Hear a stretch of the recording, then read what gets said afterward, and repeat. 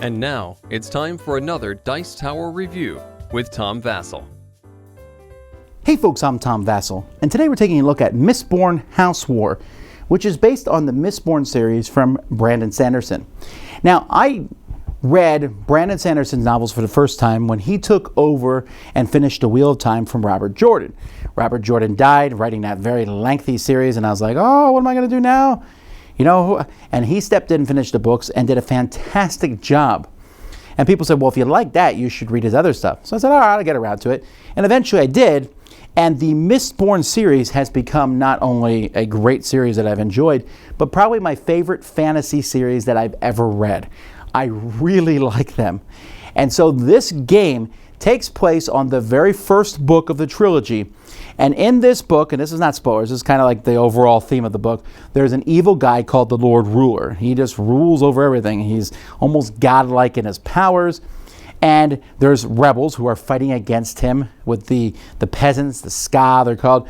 And there's a bunch of these houses in play, these great houses who kind of work for him, or they you know, they're like the lords and the ladies walking around, and they're pretty evil, but they're always vying for his favor, and they'll even fight each other. They'll send these, like there's a specialized magic in this thing where people are using metal to do different magical things, and they have these different units, and some of them are called the Mistborn. The Mistborn are the best because they can use everything.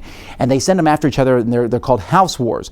So that's what this is. In this game, you are not the heroes. The heroes are in this game. Vin and Ham and all those folks are in this game. But you are not the heroes. You are the leaders of these houses trying to have the most favor with the Lord Ruler because you want to please the guy. Or not, depending on how the game ends. I'll show you.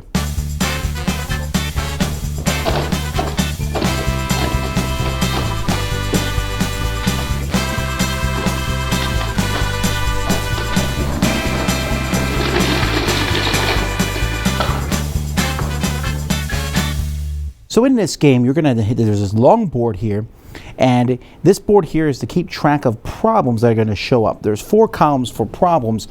Problems are going to be landing on this board. They're going to start in a column of their number, and then they're going to be moving, and when they hit this, they're going to erupt, which could cause problems for everybody, well, likely will cause problems, and you're going to be trying to solve them before they get to the end. There's one specific problem in the deck called Vin. And Vin, when she erupts here, that's what that symbol means, she'll add 4 unrest. And when this problem is solved or erupts, the game is going to end. So this isn't guaranteed game ending, and you can determine how long your game is by how far down in the deck you put that. The game could end earlier if your unrest ever gets to 8. So the game's going to end in 3 different ways. If your unrest gets to 8, which could happen from her erupting because she adds 4 unrest, if that happens, whoever has the lowest score wins. See, there's the big bad guy and you're all trying to please him. You're all trying to get favor. So if the unrest comes and a rebellion wins, you want to have the least favor with the bad guy. Otherwise, when this problem's solved and we haven't got to 8 unrest, then whoever has the highest amount of this is going to win the game. So how do you do this? Well, each player is going to have a house. And these are the different houses from the books, and you control one of these houses. And at the beginning of your turn, you are going to get the resources that it shows here. So this guy is going to get 2 of the coins and 1 purple resource, 1 adium, which is a wild resource, and they'll draw 1 personality card. And so there's also some cards here. Some, like the Steel Ministry has a special ability. Some people get more cards. Some people, they get a lot of cards, but they get the fewest resources. And the House Venture gets 2 of the wilds, but they also only get 3 resources, while this person gets 4 resources and 2 cards. So they're all pretty balanced. You're going to have one of these. So the first thing of your turn is you get the resources that it shows on your card. Then you have 2 choices. You can either place this figure here at the very end and pass your turn and take a resource of your choice. By the way, resources are limited. There's only a certain number. This is all the resources in the game that you would use if you're playing with a full player count. But if you're playing with fewer, there's less here. So if the resource you want's not there and you're supposed to take them, you can take it from another player. You're also going to be adding a new problem to the board. You're going to slide all these over, and if one's supposed to slide but that column's full, it will skip it to the next one and add a new problem. So here's Breeze. He's a rebel. He starts in column 1. Then, if you decide not to take the resource and pass, or draw a card, you can do too, then you can pick one of these and say, I want to solve this one. So I want to solve the problem of Marsh. He's one of the rebel leaders. And to do that, I'm going to need 2 food, 1 gold, 1 purple, 2 red, and 1 adium. And if I do that, I'm going to get 13 points. And it says, when this problem's in play, personalities may not be played when making or closing deals to solve problems. So that's actually a very negative effect that he has there. So let's pretend he's not in play for now, this special ability. But I need these resources, so I'm asking everyone else to help me. So I might look at my own resources and say, all right, well, I got 2 food, and I got, 2 purples and a gold. Well, I need 2 food, a gold, and a purple. Great. I just need 2 reds and an adium. And so I'm asking other players to help me, but for them to help me, I'm going to have to give them some of the points that this is going to give me. So we have to make that deal. Once we've all come to the conclusion and have made the deal, then I'll put the figure on it and say 1, 2, 3, 4, 5, and take it off. At that point, the deal's closed. People pay the resources, we get the points and split them up. But people can play cards before that point. See, there's this giant deck of personality cards, and in this, you're going to have all sorts of cards that can be positive or negative. So, for example, this thug here can reduce a problem by 2 reds, red and a black, or 2 blacks. This guy here the cost to solve a problem is lowered by 2, or you can discard this and another personality from your hand to get rid of a ruin token from play. There's all sorts. The Mistborn here, the cost to solve a problem is lowered by any 2 resources. By the way, I should mention, any 2 resources can be anything you want, can turn into a wild, and adiums, as I mentioned, are wilds. So there's all kinds of cards in here that you can play. Some of them are going to help make things easier, and some are going to make things harder for the other players. Some cards are lasting. So if I play this one, for example, I just play this face down. It's lasting until the end of the game. At the end of the game, I can gain either 1 favor or 1 disgrace. I have a hostage. Hopefully that will help me win the game. Or this character here, Elan Venture. At the end of the game, I can gain 2 favor or 2 disgrace at the end of the game for each adium in my house supply. Now, I have to figure out how to play these cards when to play them, because there's also cards that discard them. There's cards that do all sorts of things to the other player. A lot of take that in the game. And any deal you might make might not be binding. I might say, hey, if you help me solve the breeze problem, on your next turn, I guarantee you I'll help you solve the problem. But then I lied and I don't help. There are some cards, though, that, like this one here, says, when he's in play, all terms of this deal are binding and must be obeyed. So you have to follow it. So there's cards like that. These cards are also called Sly. There's cards in deck called Sly, which can be played after your hand is taken off the figure. Most cards can't be played at that point. So if the problem's solved, you will solve it. Everyone gets the points. Some things, stuff happens. Like, for example, Vin, it says, when this problem is solved or erupts, the game ends. So the game is over at that point when she's there. And other problems, I'll show you, there's all sorts of problems. Some of them, the Steel Ministry will decide what happens. But otherwise, the person whose turn it is will decide. So each house destroys 2 of the resources. Each house gets rid of half of them. That's when they erupt. So problems erupting is going to cause a problem. Here, one house returns all their resources to the supply. So you're going to pick which house does that. So you have to be careful. And this one, even when it's solved, adds 1 unrest. There's all sorts of problems, and each of the problems is unique. There are different things that you have to deal with. Some start at number 3, and you're going to have to deal with those as quickly as you can. Others of them, sometimes you're like, man, it's solving these. When I solve this one, it adds another problem to the board. But if otherwise, when it erupts, one house gains 5 disgrace. And if I don't do something about this, then Susan's going to erupt this, and she's going to make me be the one to take the 5 disgrace. So there's a lot going on with these problems. They're going to be moving, and you'll see there's a lot of problems on the board. You might solve a lot of them. Or the board might be full of problems. But eventually, one way or another, the game is going to end when the Vin card comes into play or when there's so much unrest. The components for this game are very high quality. The cards are very well done. There's a ton of artwork in this game.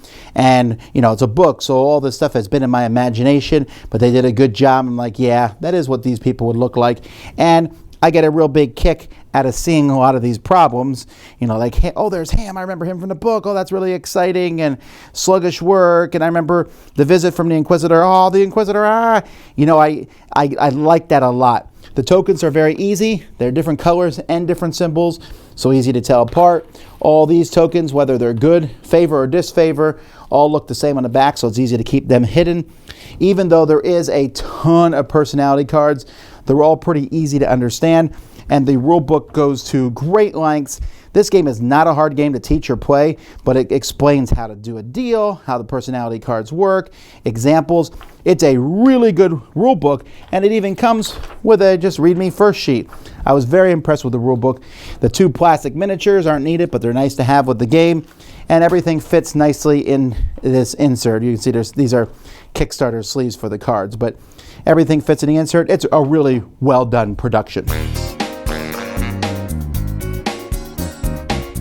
First of all, from a thematic standpoint, if you've never read the books, and I played this with people who have not read the books, it's still fine. The game works on a level where you don't need to know. The theme helps, hey, I'm a leader of a house, I'm trying to stop problems and trade things and use these people. So you don't need to know this, but if you do like the theming, as I do, wow, is this enjoyable. It's just fun as each problem shows up and you're like, oh, yay. I mean, every once in a while, I was like, I'm a bad guy. I shouldn't be cheering here that I just defeated Ham. He's kind of a good general. And Dachshund, I took him out. Whoops. That's there, but I found that to be fascinating to look at it from that perspective and to be from these houses. And the game is really like that. Now, this is not a cooperative game. This is the very opposite of cooperative game. Yes, you work together to solve problems, but you hate each other the whole game. This is a fairly convoluted, complex take that game. Complex is probably too strong because it's not hard to do, but you are doing stuff to each other, people attacking people, making deals left and right, and the more players, the more these deals are going to be swinging around. See, it's very possible in this game for someone to kind of try to tank the whole thing, help the rebellion, help unrest go, because then the lowest score will win you the game. But you don't know that that's the way the game is going to end. And I'd say there's almost like a 50% chance the game could end that way, especially if you put Vin near the bottom. If the game lasts a long time, it's going to be hard to keep that unrest down, and you're going to really try to defeat Vin if you possibly can. But I like that aspect here because you can't just tank the game and be like, I'm not helping anyone do anything, because everyone will solve the problems without you and do well. I like the way the different houses work. I played one game, House Venture, which is the most evil of the houses in my opinion. And by the way, at Adium, I had lots of wild resources. People want me in on other deals, but people also know that. So then they're also excluding me because I do have these wild resources and I don't need any more points. Then there's someone who says, oh, you need this resource?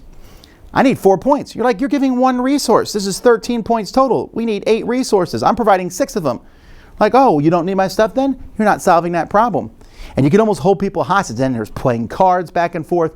And I really think some people will not like that card play because it's like, this is harder to do. But you're not made out of cards in this game. You're not drawing tons of them. You might draw 1 on a turn, or maybe you get a couple of them, whatever. You're not going to be able to play these cards willy-nilly on every deal. So you have to play the cards at the right moment, at the right time. And you will find that deals will take place and get made. This game reminds me a lot of I'm the Boss. That's an older game of Sid Sackson where one person was a boss and you're splitting up an inheritance. And this has a very similar feel as you're working together to solve these problems. Like I said, this is not going to be everyone's cup of tea. Some people are going to be very frustrated at the I blew you up thing. And I would not play this game like putting the VIN card in the bottom. They're like, oh, you can play 2 to 2.5 hours. No, this is a good hour and a half game. I put the VIN card in the top third of the deck. Easy. Not a big deal. You can start up another game. But I like the resources. I like how things get harder and harder. There's ruin tokens you can put that will cancel someone's resources that they get. Then they have to figure out how to fight back against that. There's cards people have face down in front of them. You're like, are they helping them at the end of the game? Should I waste my time destroying those, or should I save this card for something else? And again, if you are into that theme is kind of lacing its way through all this. And I can see the coin shot doing this. And I can see, the thug over here. And just, it's good. It's good. I enjoy it. I won't deny that part of me enjoying this is because I like the books that much. But I'm also harder on a game when it's like that because I want to make sure if you're going to take a theme I love, you make it work. And this one does so. So definitely interesting. You may not like it if you don't like being the bad guys. If you don't like wheeling and dealing and negotiating with other people, then run away. But if you do like that and want some mean back and forth, this is certainly a really fun one. Dice Tower Judgment approved! Thanks so much for watching the Dice Tower videos. Find more great videos and reviews, as well as our top-rated audio podcast at Dicetower.com. You can also find other great shows at Dicetowernetwork.com. I'm Eric Summerer, and you've been watching The Dice Tower. The Dice Tower is sponsored by Cool Stuff Inc., where you can find great games for great prices. Cool stuff in stock. Check them out at CoolStuffInc.com. Shut the door!